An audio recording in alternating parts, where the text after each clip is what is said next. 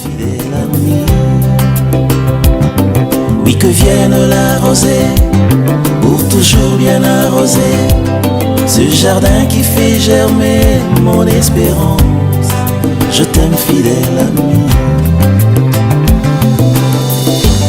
Que tout soit comme tu Dimanche passé, qui était une question de qui es-tu brebis?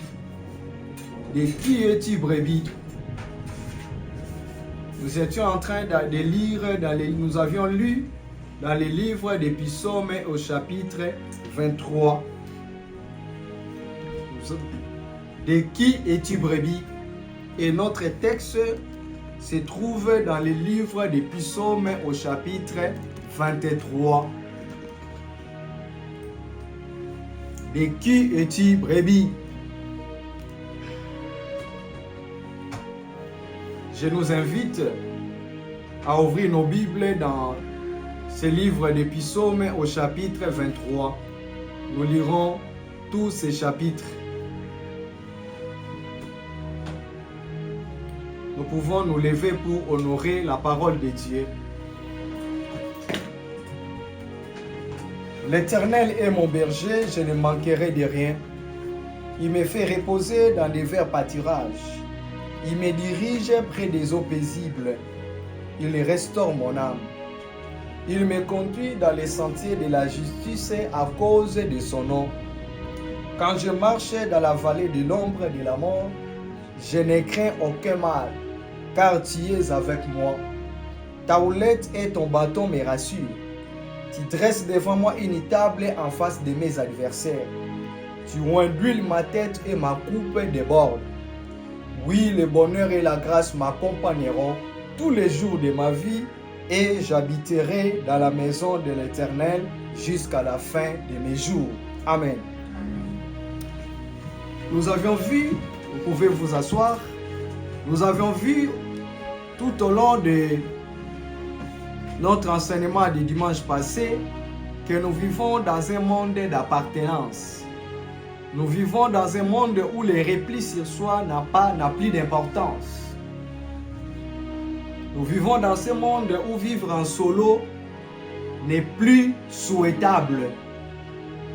Parce que quand tu décides de vivre seul, il y a pas mal de choses que tu ne pourras jamais faire seul. Vous pouvez avoir de l'argent, mais vous aurez besoin de cuisiner, vous aurez besoin d'aller faire les épiceries, d'aller faire les achats. Vous aurez besoin des agriculteurs. Vous aurez besoin des éleveurs si vous voulez manger de la viande. Donc nous vivons dans un monde de communauté. Et nous avions vu que Dieu, étant le bon berger, il regroupe aussi ses enfants dans sa bergerie. Pour que ses enfants bénéficient de son attention, bénéficient de ses soins. Et nous avions défini la fois passée ce que c'est la brebis du Seigneur. Nous avons vu que tout le monde ne peut pas se réclamer être la brebis du Seigneur. Car Jésus dit que mes brebis entendent ma voix. Il dit que je connais mes brebis et mes brebis me connaissent aussi. Donc cela sous-entend que pour être la brebis de Dieu, il faut d'abord au préalable faire allégeance à Jésus-Christ. Vous devez être sûr que réellement Jésus vous connaît et que vous aussi vous connaissez Jésus. Et cette connaissance se fait par le moyen de la nouvelle naissance. C'est-à-dire le jour où vous avez décidé de renoncer au diable, de renoncer au péché, et que vous avez pris la décision d'inviter Jésus-Christ dans votre vie pour qu'il soit votre sauveur et votre Seigneur. Et que si vous avez pris cet engagement avec tous les sérieux nécessaires, consciemment, mon frère, ma soeur, vous pouvez vous réclamer être la brebis du Seigneur, être la brebis de Dieu. Vous qui me suivez, si vous ne l'avez pas encore fait, rien n'est tard. Vous pouvez le faire aujourd'hui, car la Bible dit que si vous attendez sa voix, n'endurcissez pas votre cœur. Aujourd'hui, c'est un jour favorable pour vous. Vous pouvez faire cette prière, vous pouvez prier pour dire: Seigneur Jésus, je reconnais mes péchés. Je reconnais que je suis un pécheur. J'ai mené ma vie seul. Mais aujourd'hui, j'ai renoncé au péché. J'ai renoncé au diable. Je reconnais que tu étais mort à la croix pour mes péchés. Voilà pourquoi je t'invite. Entre dans ma vie. Sois mon sauveur et mon Seigneur. Mon frère, ma soeur, vous allez devenir la brebis du Seigneur. Comme nous le dit la Bible dans le livre de Jean, dans l'évangile de Jean au chapitre 1, verset 12. Mais à tous ceux qui l'ont reçu et à ceux qui croient à son nom, elle a donné le pouvoir de devenir enfants de Dieu.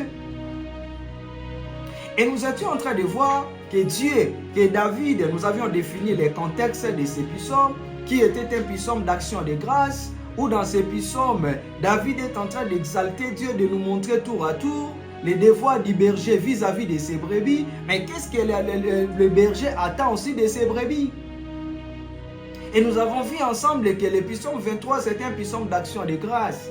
Les Israélites avaient chanté ce psaume après leur libération de l'esclavagisme à Babylone. Et nous avons vu que ce qui nous intéresse dans ce psaume, on nous montre la base sur laquelle Dieu nous sauve, la base sur laquelle Dieu nous fait du bien. Ce n'est pas sur une base de mérite, mais sur la base de la grâce et de sa bonté. Et le dimanche passé, nous avions vu les 4 activités ou les 4 devoirs du berger. Et aujourd'hui, nous voulons ajouter les 3 autres activités ou devoirs du berger vis-à-vis de ses brebis. Qu'est-ce que nous pouvons attendre de Dieu en tant que notre berger? Si Dieu est réellement notre berger, qu'est-ce que nous pouvons attendre de lui? 5e activité du berger, nous la trouvons au verset 4. Le psalmiste dit: quand je marchais dans la vallée de l'ombre de la mort, je ne crains aucun mal, car tu es avec moi.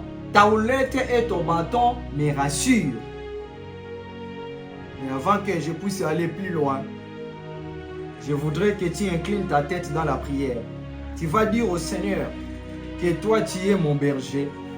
J'ai besoin aujourd'hui, Père, que tu ouvres mon entendement spirituel, que je saisisse ce que toi tu es capable de faire dans ma vie, afin que je ne puisse plus sombrer dans le désespoir, que je ne puisse plus douter de toi, parce qu'il m'arrive des fois de douter de toi, mais j'ai besoin aujourd'hui que tu me parles, que je comprenne ce que tu es capable de faire dans ma vie et que afin que je te fasse encore confiance. Prie là où tu es.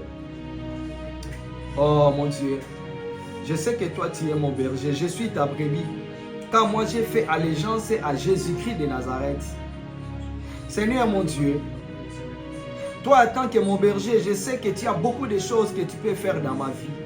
Mais j'ai besoin aujourd'hui que tu ouvres mon entendement, ouvre l'entendement spirituel de mon frère et de ma soeur. Oh, afin que nous puissions comprendre ce que toi tu fais réellement dans nos vies. Afin que nous ne puissions plus douter de toi.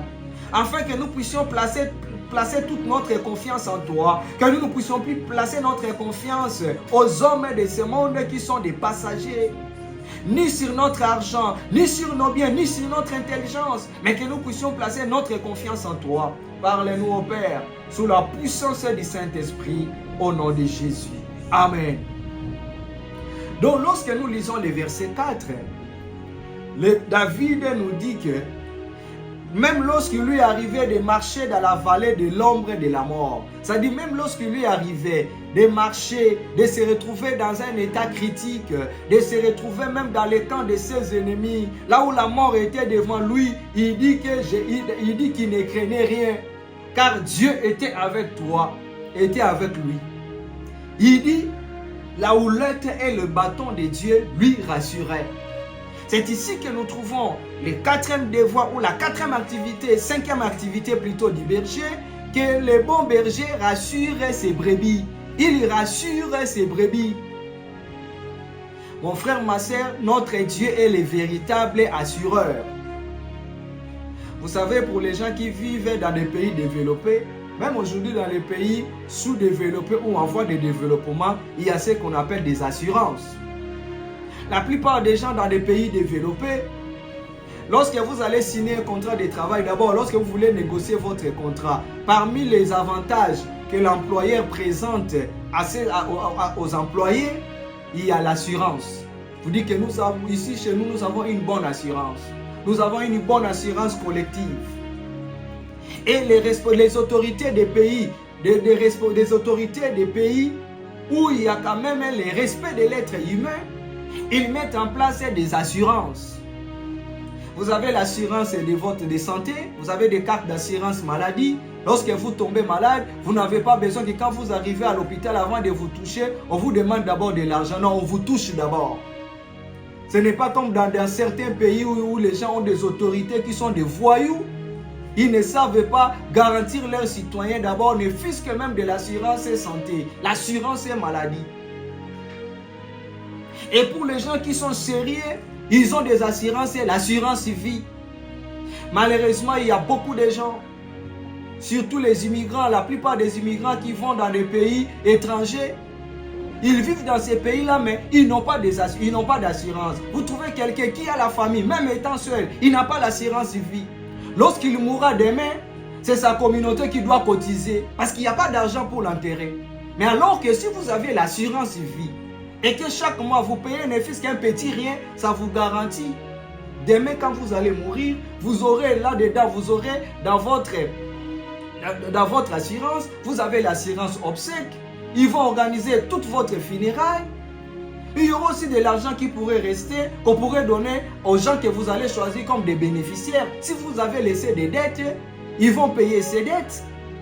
Malheureusement, il y a beaucoup de gens qui vivent comme des animaux. Ils n'ont pas d'assurance habitation. Et aujourd'hui, nous avons des problèmes de changement climatique. Il y a des inondations. Nous avons maintenant des pluies abondantes et de fortes pluies. S'il arrivait que l'eau puisse pénétrer dans votre maison, vous perdez vos meubles. Mais si vous n'avez pas l'assurance habitation, comment est-ce que vous allez faire? Même pour les enfants, vous avez les enfants, mais les enfants n'ont aucune assurance. C'est pas sérieux. Il y a des gens qui vivent selon le taux du jour au jour au jour. Quand ils ont de l'argent, ils ne pensent pas à demain. Il n'y a aucune assurance pour leur avenir. Pour lui, quand il reçoit l'argent aujourd'hui, il doit tout terminer aujourd'hui. Mais vous n'avez pas la certitude que la force que vous avez aujourd'hui de trouver cet argent-là, demain vous en aurez encore. Et un parent ne se comporte pas comme quelqu'un qui n'est pas parent. Un homme marié, une femme mariée ne se comporte pas comme un célibataire. Veuillez m'excuser les célibataires. Pourquoi? Parce qu'un parent, il a la notion d'assurance. Comment est-ce que ça sera l'avenir de ma famille demain? Si quelque chose arrivait la nuit, arrivait demain le matin, qu'est-ce que je fais? Qu'est-ce que je ferai? Ça, ce n'était qu'une parenthèse. Mais bien aimé, ici, David dit que Dieu est la véritable assurance. Il est le véritable assureur. Peu importe des assurances que nous pouvons avoir dans ce monde, mais mon frère, ma soeur, Dieu reste une véritable assurance. Il est le vrai assureur. Vous pouvez avoir l'assurance vie, mais vous ne pouvez pas avoir l'assurance des souffles de vie. Vous pouvez avoir l'assurance maladie, mais vous n'avez pas l'assurance de la bonne santé, de la guérison. Vous pouvez avoir l'assurance obsèque, mais vous n'aurez pas l'assurance de la résurrection. Ça se trouve auprès de Dieu. Vous pouvez avoir l'assurance de votre véhicule, de votre voiture, l'assurance automobile, mais vous n'aurez pas l'assurance des accidents. Ou s'il y a un accident et que la mort pourrait vous visiter, la compagnie d'assurance d'automobile ne pourra jamais vous vendre l'assurance vie pour votre vie, que si vous faites l'accident et que vous n'allez pas mourir, vous n'allez pas perdre des jambes ou les mains. Il n'y a que Dieu qui reste une véritable assurance vie. Dieu est la véritable assurance et santé. Tu peux avoir de l'argent, tu peux avoir des assurances maladie. Il y a beaucoup de gens, quand ils ont de l'argent, ils ont des médecins, ils sont entourés, ils disent, mais avec mon argent, je peux courir d'un médecin à l'autre. Je peux quitter mon pays, prendre l'avion pour aller chercher des spécialistes. Mais mon frère, ma soeur, laisse-moi te dire, tu peux quitter ton pays, tu marches seul. Tu montes l'escalier de l'avion seul, mais tu peux rentrer dans les cercueils. Dieu reste une véritable assurance vie, une véritable assurance santé. Voilà pourquoi ne refusez pas Dieu. Cherchez l'assurance. Dieu cherche à ce que Dieu soit ton berger pour qu'il puisse assurer votre vie. Chers parents, tu peux bien nourrir les enfants, tu peux les faire étudier dans des écoles bien développées. Mais vous ne pouvez jamais acheter l'assurance éducation ou l'assurance d'une bonne éducation de vos enfants. Il n'y a que Dieu qui peut donner une bonne assurance pour que demain vos enfants ne deviennent pas des rebelles. Combien de parents ont envoyé, ils ont de l'argent, ils sont des ministres, ils sont des députés, ils sont des PDG, ils sont des directeurs d'entreprise. Ils envoient leurs enfants en Europe, ils envoient leurs enfants au Canada, aux États-Unis. Les enfants arrivent en Europe, ils tombent dans la toxicomanie, ils tombent dans la drogue. Ils tombent dans les péchés, dans toutes sortes de perversions sexuelles. Ils tombent dans le tabagisme. Ils deviennent des fumeurs, des chanvres. Mais tu es bourré d'argent, tu les as envoyés, tu garantis leur vie chaque mois, tu envoies de l'argent. Tu as besoin d'assurer la vie de tes enfants auprès de Dieu. Dans le psaume chapitre 103, le verset 3, le psalmiste dit que c'est Dieu qui pardonne toutes tes iniquités et qui guérit toutes tes maladies. Il est une véritable assurance et santé. Vous qui êtes malades, souscrivez-vous à l'assurance de Dieu. Choisissez que Dieu soit votre berger. Il va vous garantir d'une parfaite santé. Il va vous guérir de toute maladie. Même si cette maladie-là, les médecins disent que c'est une maladie incurable. Devant notre Dieu, c'est Dieu qui est une véritable assurance de santé. Il n'y a pas de maladies incurables. Dieu est une vraie assurance dans les affaires. Il est une vraie assurance familiale. Dieu est notre assurance dans la prière. C'est pourquoi il dit dans Jérémie chapitre 33 verset 3, « Invoque-moi, je te répondrai. » Lorsque tu pries, tu dois avoir cette assurance que Dieu attend ta prière. Il va t'exaucer. La Bible nous dit, « Oh, toi qui écoutes la prière, tous les hommes, et j'ajoute, toutes les femmes viendront à toi. » Il est l'assurance dans la prière. Et lorsque nous relisons le verset 4, nous trouvons que David nous cite des instruments que Dieu utilise pour assurer la vie de ses enfants. Il dit, ta houlette et ton bâton me rassurent. Ta houlette et ton bâton me rassurent. Bien-aimé, David, nous l'avions vu, qui a pris l'exemple des bergers, des éleveurs en Israël. Les bergers en Israël utilisaient les deux instruments. Lorsqu'ils allaient nourrir leurs brebis, ils utilisaient les bâtons, mais aussi la houlette. Les bâtons permettaient aux éleveurs de chasser les prédateurs, de chasser toutes les bêtes féroces, entre autres par exemple les lions, les tigres, les loups qui voulaient venir ravir la brebis ou l'agneau pour les dévorer. Alors les bergers utilisaient les bâtons pour chasser les prédateurs. Lorsque les prédateurs, un animal féroce voulait s'approcher des brebis du troupeau, ils l'utilisaient pour les chasser. Mais aussi les bergers en Israël, ils utilisaient les bâtons pour amener les brebis sur les droits chemins.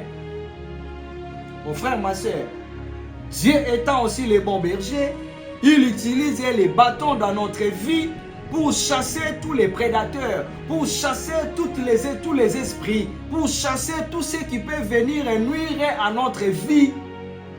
Dieu utilise les bâtons pour chasser les sorciers qui veulent venir troubler votre vie, troubler votre famille. Dieu utilise les bâtons pour chasser des épidémies, des maladies qui veulent venir troubler votre paix, troubler la paix de votre famille. Il utilise les bâtons pour chasser des contagions. Il utilise les bâtons pour chasser des maladies qui proviennent des sorciers, des satanistes.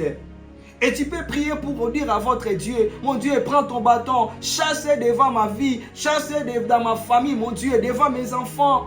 Tous les prédateurs, des hommes et des femmes qui peuvent les détourner, qui peuvent les détruire, qui veulent, mon Dieu, les entraîner dans la drogue, dans l'alcool, dans la toxicomanie, qui veulent les entraîner dans l'occultisme. Mon Dieu, utilise ton bâton pour les chasser devant la vie de mes enfants. Tu peux demander à Dieu, étant le bon berger, utilise ton bâton. Je ne sais pas dans ce travail qui cherchait ma chute, qui envie mon poste, qui est en train, mon Dieu, de consulter les féticheurs pour me renverser. Mais utilise ton bâton, chasse tous les prédateurs dans ma vie professionnelle. Chasse tous les prédateurs dans mes affaires. Oui, Dieu utilise les bâtons. Mon Dieu, tiens ton bâton pour chasser toutes les choses qui veulent me plonger dans la sécheresse. Oui, Dieu utilise aussi les bâtons pour nous ramener sur les droits chemins. Des fois, tu peux connaître les épreuves dans votre vie.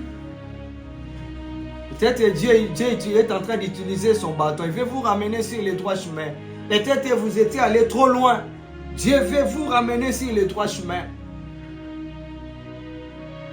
En Israël, les bergers utilisaient aussi les bâtons pour contrôler l'état de santé des brebis. Pour voir est-ce que cette brebis va bien?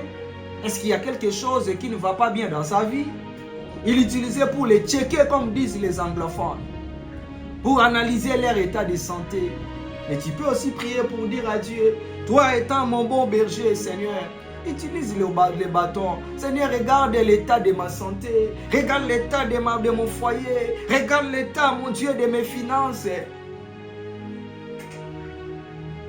Et le deuxième instrument que David nous parle, c'est la houlette. La houlette permettait au berger de faire sortir la brebis qui tombait dans un trou ou dans un ravin. Et la houlette avait, au fond, c'était comme un crochet. Et lorsque la brebis tombait dans un trou, il attachait sur le cou de la brebis pour ramener la brebis, pour les sortir de ces trous ou du ravin. Des fois, ça faisait mal. Des fois, la brebis ne comprenait pas. La brebis pouvait penser que son berger voulait la tuer. La brebis pleurait, fouillait. Mais le berger, il voulait le bien de sa brebis. Il l'utilisait pour les faire sortir de ces trous. Pour les sortir de ces trous, mon frère, ma soeur. Je ne sais pas si tu es en train de traverser quelle situation dans votre vie. Et tu es en train de traverser un moment de galère. Et tu es en train de traverser un moment de confusion dans votre vie. Rien ne va. Vous vivez les hauts et les bas. Vous êtes malade. Rien ne va. Mais vous avez fait analyse. Vous voyez que non, vous n'avez pas désobéi à votre Dieu. Vous dites que moi je crains Dieu. Je sers ce Dieu. Je vis dans la sanctification. Mais pourquoi cette situation dans ma vie? Peut-être c'est une école. Peut-être c'est un moyen que Dieu utilise pour vous tailler. Car la Bible dit, tout concourt au bien de ceux qui aiment Dieu. En Romains chapitre 8, verset 28. Sixième activité du berger. À l'endroit de ses brebis, nous la trouvons au verset 5, partie A. Et puis Psaume chapitre 23. Nous sommes en train d'analyser le Psaume chapitre 23. Verset 5, partie A. Tu dresses devant moi une table en face de mes adversaires. Sixième activité, nous la trouvons dans cette déclaration. C'est que les bergers, les bons bergers, combattent pour ses brebis. Il combat pour ses brebis. Remarquez, David dit que tu dresses devant moi une table en face de mes adversaires. David nous informe qu'en tant que des brebis du Seigneur, nous pouvons rencontrer l'adversité. Mon frère, ma soeur, tout le monde ne sera pas dans votre camp. Tout le monde ne sera pas d'accord avec vous. Dans cette entreprise-là, ne pense pas que tout le monde est dans ton camp. Ne pense pas que tu as le soutien de tout le monde. Détrompe-toi. Ne pense pas que dans cette université-là, dans ces quartiers-là, ne pense pas que tout le monde est d'accord avec toi. Non. Il y en a d'autres qui sont tes adversaires. Il y en a d'autres qui envient ton poste. Il y a d'autres qui envient votre vie, qui envient votre situation. Tout le monde n'est pas dans votre camp, dans ces foyers-là, dans ces mariages-là. Il y a de ceux-là qui cherchent comment vous faire du mal, comment vous détruire. Il y a de ceux-là qui cherchent comment vous réglez des comptes, comment vous coupez l'herbe sous les pieds. Mais David dit, du fait que tu es mon bon berger, tu combats pour moi. Mon frère, ma soeur, Dieu étant notre berger qui combat pour nous, les problèmes de nos ennemis se trouvent entre les mains de Dieu. Car il dit, à moi la vengeance et la rétribution. Il dit, garde le silence et je combattrai pour toi. N'aie pas peur devant cette adversité. Sache que c'est Dieu qui combat pour toi. Sache que c'est Dieu qui combat pour tes enfants. C'est Dieu qui combat pour ta famille. Même lorsque tu as l'impression que tes ennemis sont plus forts que toi. Mais laisse-moi te dire, le vainqueur des vainqueurs est avec toi. Il dit dans Jérémie chapitre 1, verset 19, qu'ils te feront la guerre. Mais Dieu est là pour combattre à ta place. Jérémie chapitre 1, verset 19. J'aimerais que nous puissions lire ces versets, ces textes bibliques. Jérémie chapitre 1er. Vous qui nous suivez en ligne, ouvrez votre Bible dans Jérémie chapitre 1, verset 19. Regarde ce que le bon berger te dit, lui qui combat pour toi. Il te dit qu'ils te feront la guerre, mais ils ne te vaincront pas. Car je suis avec toi pour te délivrer, dit l'Éternel. C'est Dieu qui fait cette déclaration. Dieu dit qu'ils te feront la guerre, mais ils ne te vaincront pas. Car lui est avec toi pour te délivrer. En d'autres termes, il est avec toi pour combattre à ta place. C'est Dieu qui combat à la place de ta vie. C'est Dieu qui combat à la place de tes enfants. Dieu n'a pas dit qu'ils ne te feront pas la guerre. Parce que des fois, tu te poses la question, pourquoi seulement moi? Pourquoi il y a tant de combats dans ma vie? Pourquoi seulement c'est moi qu'on vise? Pourquoi seulement on vise ma famille? Pourquoi seulement nous? Dieu n'a pas dit que tu ne connaîtras pas la guerre. Réalisez bien ces versets. Il te dit, ils te feront la guerre. C'est-à-dire, Dieu permet à tes ennemis de te combattre. Mais au finish, ce sont eux qui vont perdre. Qu'ils viennent te combattre, qu'ils viennent même sur cette chemin, qu'ils viennent sur un seul chemin, mais ils s'enfuiront sur cette chemin, dit la Bible. Ils vont te faire la guerre. Tu peux connaître la guerre. Mais dans cette guerre, c'est toi qui sortiras la tête haute. Les sorciers vont te combattre. Les gens vont se liguer contre toi. Oui, ils vont se liguer contre toi. Même dans ton église, même dans ta communauté. Parce que des fois, nous avons l'impression que si nous sommes dans l'église, les gens ne vont pas te combattre. Oh, mon frère, ma soeur, détrompe-toi. Même à l'église, il y a les combats. Même dans des communautés chrétiennes, il y a les combats. Même entre les pasteurs, il y a les combats. C'est pourquoi moi, je dis toujours aux gens, ne sois pas naïfs. Tu dois être prudent et kenge. Il y a les combats même à l'église. Mais même si on te cherche, Dieu est là, il combat pour toi. Même si on cherche à t'empoisonner, Dieu est là, il combat pour toi. Ils vont mettre des poisons, mais ça sera nul et sans effet. 7e activité enfin, du berger à l'endroit de ses brebis. C'est le psaume chapitre 23, les versets 5, partie B. J'aimerais lire ça, relire ça. J'aime ça beaucoup. Vous savez, notre Dieu, il est bon. Tu oins l'huile ma tête et ma coupe déborde. Mais remarquez, il commence par, tu dresses devant moi une table en face de mes adversaires. Tu oins l'huile ma tête et ma coupe déborde. J'aimerais qu'on s'arrête là. 7e activité. Les bons bergers honorent ses brebis. Il honore ses brebis. C'est ce que nous trouvons dans la déclaration de David. Tu oins l'huile ma tête et ma coupe déborde. Vous savez, oindre quelqu'un en Israël, la personne qui parle ici n'est pas n'importe qui. La personne qui parle ici, il a été oint. Il connaît l'importance d'huile d'onction. Il connaît l'importance d'être oint parce qu'il a été roi. En Israël, oindre quelqu'un, c'était un signe d'honneur et de distinction. On ne pouvait que oindre quelqu'un si Dieu le mettrait à part pour qu'il le serve comme étant sacrificateur. On pouvait oindre quelqu'un si Dieu a décidé de les mettre à part pour qu'il soit roi ou reine. C'est le cas de David. David a été oint de son jeune âge par Samuel parce que Dieu lui avait dit, va dire à Isaïe que j'ai choisi quelqu'un dans sa famille pour qu'il soit roi d'Israël. Va le oindre. C'est pourquoi quand Samuel est arrivé chez le papa de David, le papa de David a fait sortir tous ses enfants. C'est-à-dire les costauds. Quand il est déjà comme des Eliab qui étaient des costauds sortaient, la Bible dit que quand Samuel regardait, il dit dans son cœur, certainement c'est lui que Dieu a choisi. Parce qu'il est costaud, avec cette gabarit, je pense que c'est lui. Dieu dit non, c'est pas lui, ne regarde pas sa taille, c'est pas lui. Vous savez, le père de David avait même oublié qu'il avait un fils. Il a fait passer en revue tous ses enfants. C'est alors que Samuel va lui poser la question. Et ce sont là tous tes enfants? Écoutez la réponse du papa de David. Il y reste les plus jeunes. Il est dans la forêt en train de perdre les brebis. Il dit, faites-les venir parce que c'est lui que Dieu a choisi pour qu'il soit oint. Il le savait, l'Israël, il le savait très bien. Alors quand David dit ça, donc ça c'est vraiment une façon d'honorer la brebis.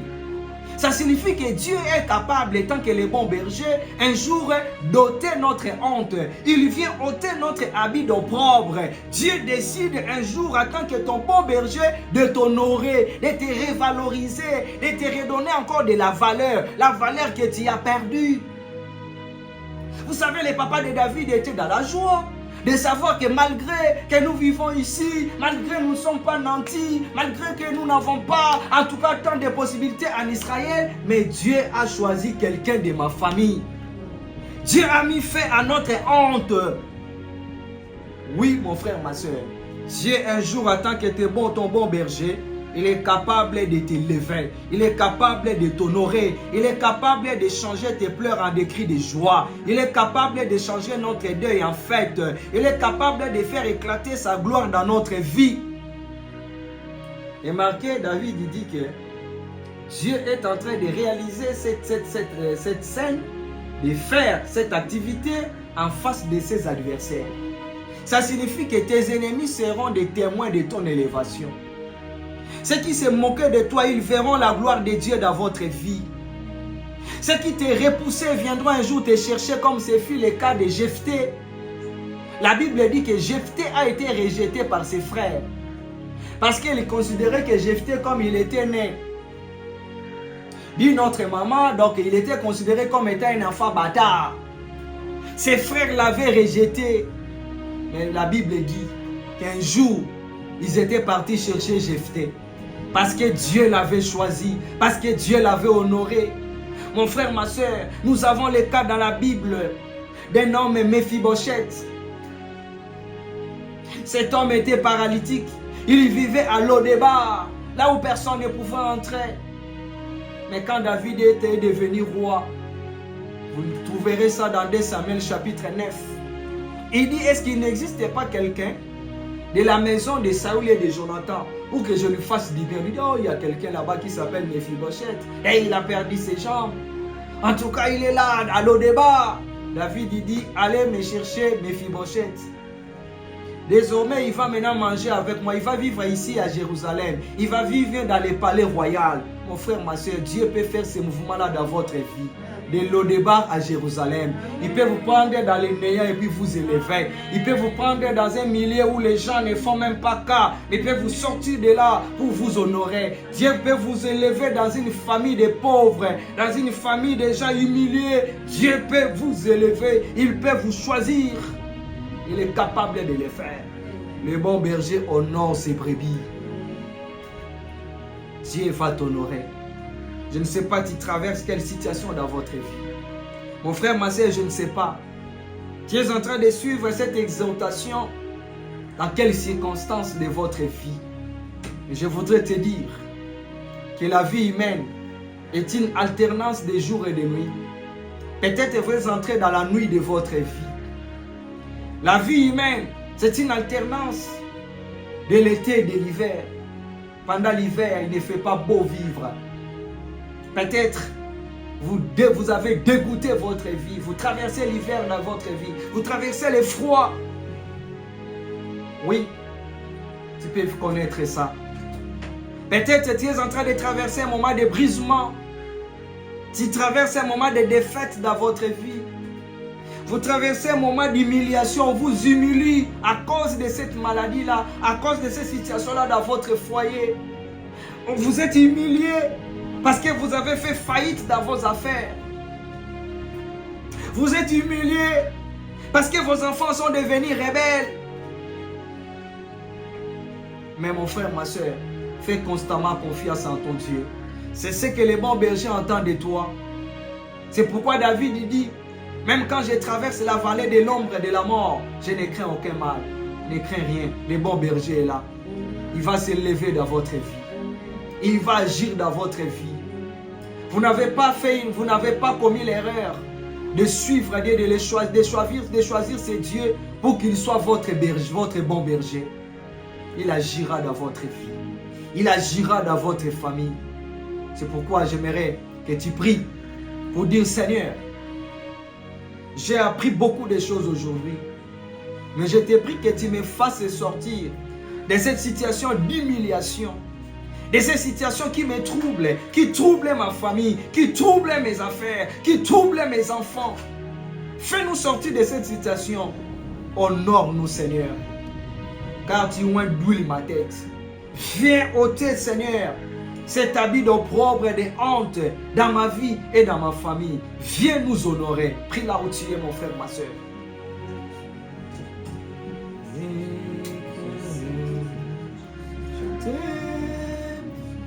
Je suis avec toi, promesse suprême qui soutient ma foi. Non, jamais tout seul, non, jamais tout seul. Jésus, mon sauveur, mes gars, jamais ne me laisse seul. J'aimerais encore que tu pries. Moi, je vais prier pour toi après. Mais tu vas prier pour dire au Seigneur, nous avons appris que les bons bergers utilisent les bâtons pour chasser tous les prédateurs, pour chasser tous ceux qui veulent faire du mal aux brebis. Tu vas dire, Seigneur, tu vas prier pour dire, Seigneur, je ne connais pas ceux qui veulent me faire du mal, ceux qui veulent faire du mal à mes enfants, ceux qui veulent faire du mal, mon Dieu, à ma femme, à mon mari, à mes membres de famille. Mais je te prie, utilise ton bâton pour les chasser loin de nous. Chasse tous les prédateurs. Chasse devant nous toutes sortes de maladies, des épidémies, des contagions dans ma famille, mon frère, ma soeur. Oui, il y a les variole maintenant des singes en Afrique. Et c'est bien aimé, cette maladie, cette épidémie est en train de prendre de l'ampleur, est en train de progresser. Dis au Seigneur, prends nos bâtons, chasse des épidémies, des maladies, des prédateurs. Tous ceux qui veulent nous empoisonner, tous ceux qui veulent nous kidnapper, nous enlever, nous tuer, nous sacrifier, chasse-les, mon Dieu. Prends ton bâton, utilise ton bâton. Prie là où tu es. Prie, mon frère, ma soeur. Que Dieu utilise son bâton, qu'il chasse tous les prédateurs dans la vie de vos enfants, même sur les chemins de l'école, qu'il chasse tous les prédateurs, tous ceux qui peuvent détourner vos enfants, tous ceux qui peuvent, mon frère, ma soeur, détruire l'éducation de vos enfants, détruire leur avenir. De mauvais amis, ce sont des prédateurs. Ils sont des brigands, des dangers pour la vie de vos enfants. Que les bons bergers utilisent le bâton pour les chasser devant vos enfants.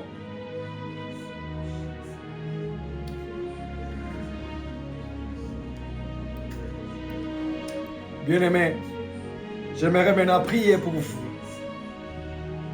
Éternel, le Dieu Tout-Puissant, le bon berger, je viens entre tes mains recommander tes enfants.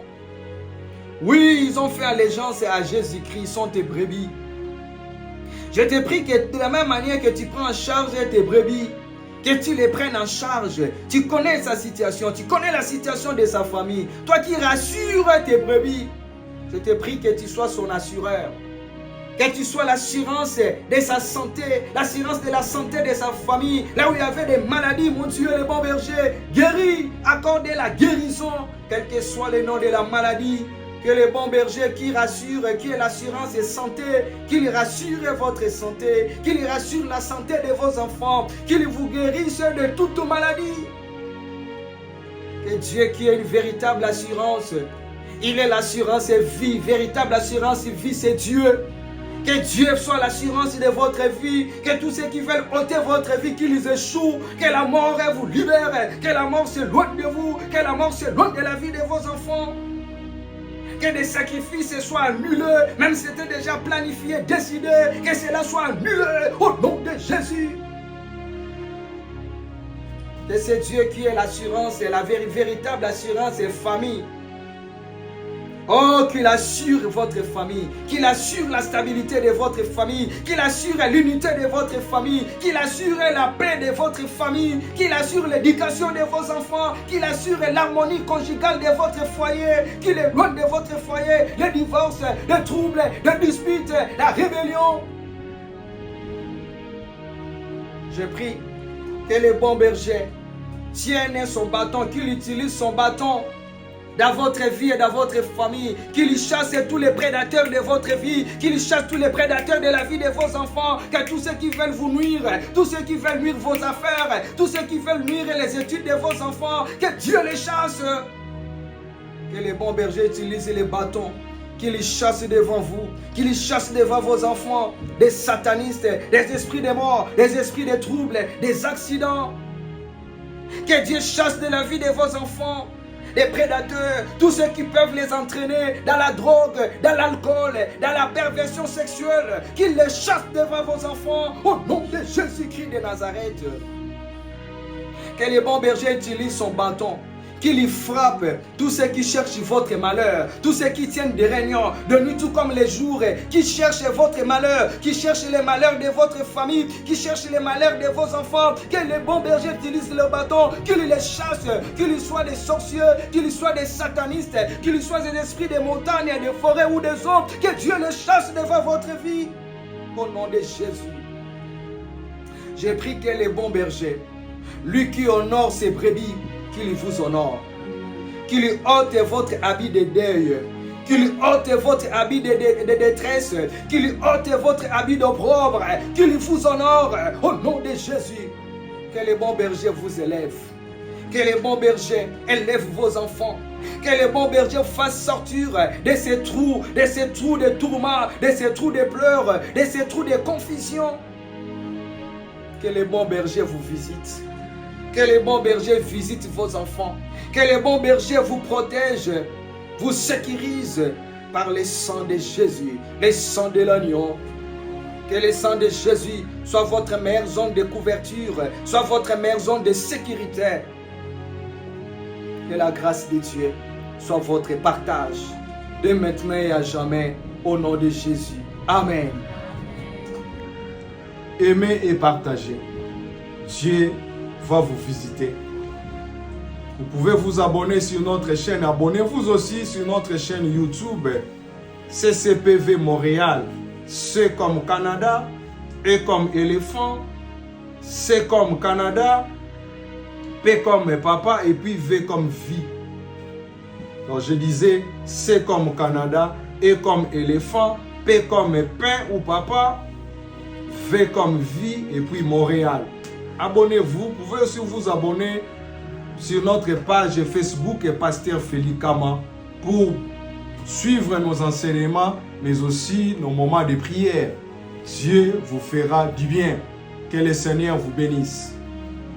Et de sa lumière et sa gloire est mon partage.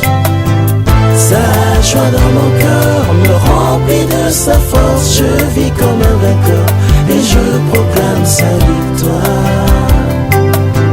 Je contemplerai la beauté de mon roi qui règne sur mon pays. Que sa lumière nous éclaire.